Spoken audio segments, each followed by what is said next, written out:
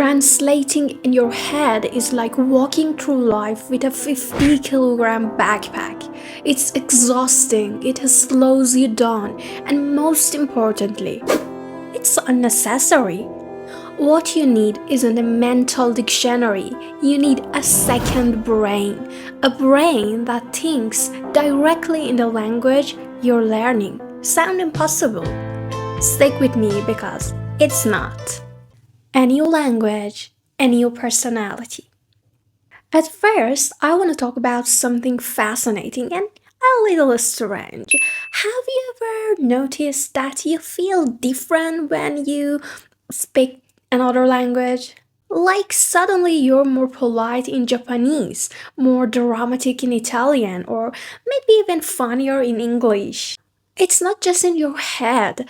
Every language carries its own personality, shaped by its culture, its rhythm, even its structure.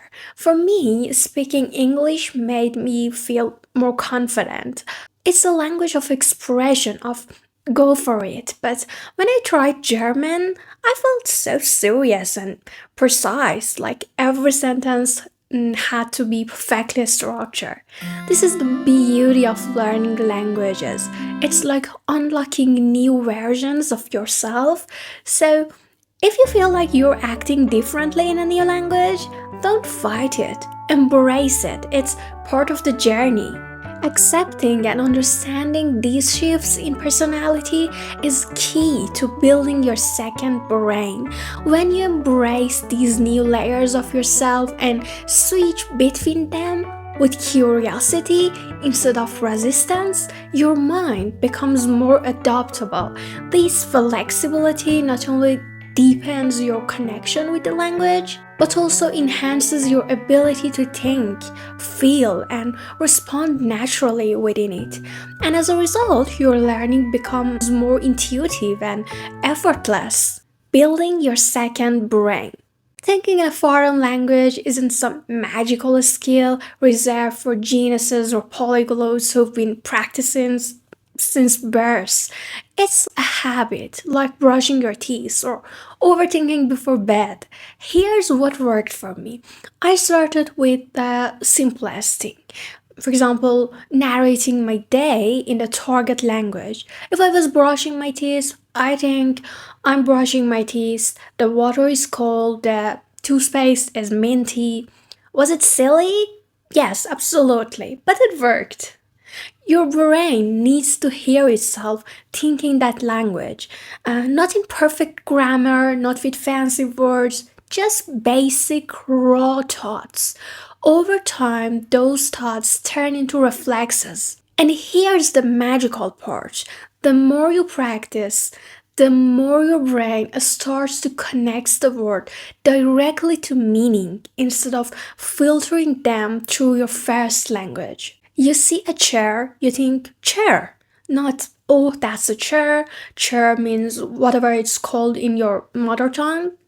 And now I know what you're thinking. How can I make the second brain while I'm not living in English speaking country or a German speaking country or whatever? Neither am I. Your second brain doesn't care where you're physically, it cares where you're mentally. So turn your environment into a mini immersion bubble. Change your phone's language setting. Follow people on social media who post in the language you're learning. Watch TV shows, listen to podcasts, read books, but listen. I'm not telling you to do these things in the same old repetitive way you've heard 100 times. This is the thing. Don't just consume. Engage. Pause the show and repeat what they're saying. Mimic the characters. Leave a comment, even if it's just one sentence or one word. Write down new words and actually use them in a sentence. Talk back to the podcast like the host can hear you. These little actions are what turn passive input into active learning. This is where the magic happens. And I promise these small actions build that second brain. And don't forget the magic of context. Words without context are like balloons without strings, they just float away. But when you learn a word within a sentence, within a story, or within an experience, it sticks. For example, instead of memorizing the word excited, remember the phrase, I'm so excited to meet you. Instead of learning run, think of I need to run faster to catch the bus. See how that works?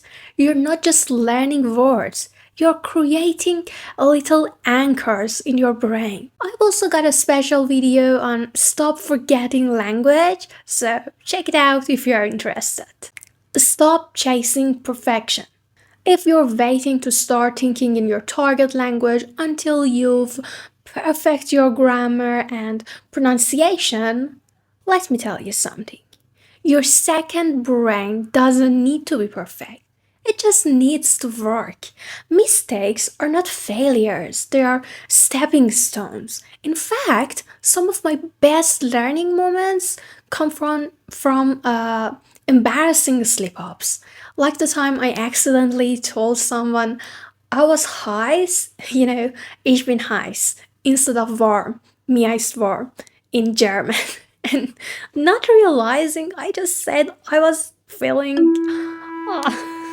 you know, the awkward silence that followed. But here's what I realized. When you stop being afraid of mistakes, you start learning faster because your brain stops holding you back. Create emotional connections. Let's get a little psychological here. Your brain remembers emotions better than facts. That's why you still remember a song that made you cry 10 years ago, but you can't remember what you had for lunch last Tuesday. Use this to your advantage. Tie your language learning to emotions. Watch movies that move you. Write a journal in your target language about things you care about. Speak to yourself about your dreams, your fears, your joys out loud, even if it feels weird. When you create emotional connections with a language, it stops being just a skill you're learning. It becomes part of you. The power of daily habits. Building a second brain isn't about big leaps, it's about small, consistent steps every day. So, consistency beats intensity. It's better to practice a little, and I mean really a little, just 10 minutes every day, than to cram for hours once a week. No more translating. So, how do you finally stop translating in your head? The answer is simple. Let go. Trust the process. Trust your brain. It's smarter than you think. The more you immerse, the more you practice, and the more you connect emotionally with the language, the less you'll rely on your first language. And one day, without even realizing it, you'll start thinking directly in your second language. Building a second brain goes beyond simply learning a language. You step into new cultures, gain fresh perspectives, and uncover new versions of yourself. So, don't wait, don't let fear or perfectionism hold you back. Thank you for watching. Don't forget to like and subscribe. Keep pushing forward, stay curious, and I'll see you in the next video.